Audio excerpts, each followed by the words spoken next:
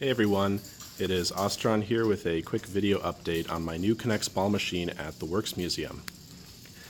So I've now been working on this new project for probably 7 months now, and it's been going really well, although obviously quite a bit slower than I first anticipated. And the main reason that it's been taking so long is this new lift. And this lift right here took about 4 months just by itself to get working the way I wanted it to. So this is an automatic reversing cable-driven elevator lift which stands 22 feet tall and carries on average 1 ball every 5 seconds.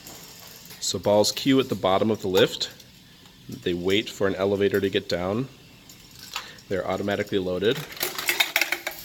And they are brought all the way to the top of the machine here, where they are dumped out into a waiting area.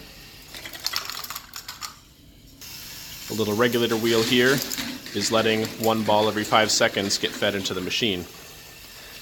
And if the elevators are running at full capacity, there will never be a gap in the balls that run through here. So I've gone through about 10 revisions so far on this gearbox, and I tried to make this all be powered off of official K'NEX motors, but in the end I found that it was best to get a 24-volt geared motor, which has a lot more torque. And that really helped a lot. It allowed me to get the speed I needed and the ball throughput that I needed. The problem is, though, it has so much torque that it just rips pieces apart if it encounters any resistance at all. So that is where all the rest of the problems with this gearbox came up.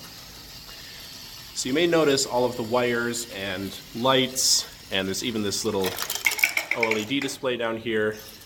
So this is a computer-controlled lift. I did try to make it completely mechanical, and I had one revision that was almost working, but it still broke down just a little bit too frequently. So this new computer-controlled version is capable of self-monitoring and self-diagnosing, and it will automatically shut itself off if any problems or jams are encountered. Since this machine is going to be running for 8 hours a day, 7 days a week, that's a really important feature to have. So you see the flashing LEDs on the structure here. Those are Hall sensors, which are detecting magnets that have been attached to gears on the input side near the motor,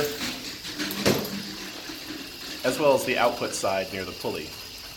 In between them, I have 2 banks of wind-up motors, and the torque from the motor is split between both of those banks. And those are there as a safety mechanism in case something stalls the output of the transmission.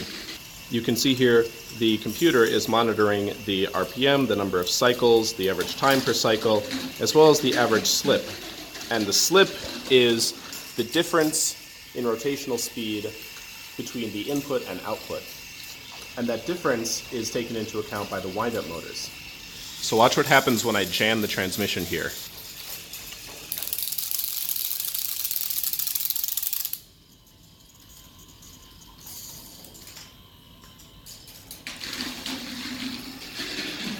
So that loud clicking you heard right there was the wind-up motors maxing out, and it just clicked through the springs and the wind-up motors instead of damaging any of the parts inside the transmission.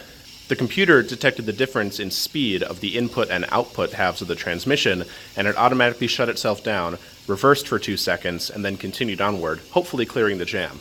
If reversing the transmission does not clear the jam, it will simply shut itself off and wait to be fixed and reset. So far, the machine has 5 completed paths, and you may recognize elements of some of them from my past machines. The helix and the alternating counterweights, as well as the giant loop from the ball machine at Brickmania, the large spiral and corrugated orange tubing from the old machine at the Works, and of course the giant spiral bowl, also from Brickmania. The giant Ferris wheel is the most recent addition to this ball machine. It's 4.5 feet in diameter.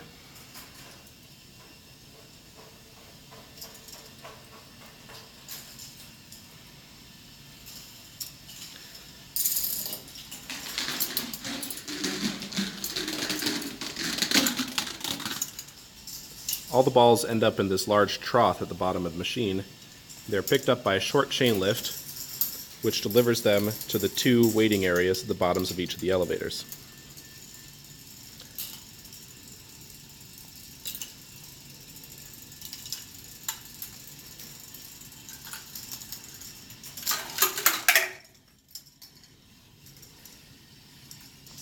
My immediate plans for this machine are to fill in the large vacant area by the staircase there. I'm working on a series of dueling and racing tracks that are going to fill that space and bring the balls back down to the bottom. So this machine is definitely coming together, albeit a little more slowly than I had hoped, but it should be finished within the next month or two. As for the total piece count right now, I really have no idea, but it's definitely over 100,000. I'm hoping to surpass the number of pieces at the machine at Brickmania and maybe even hit the 200,000 piece mark. Alright, that's all for this update. I'll see you next time, whenever that may be. Thanks for watching.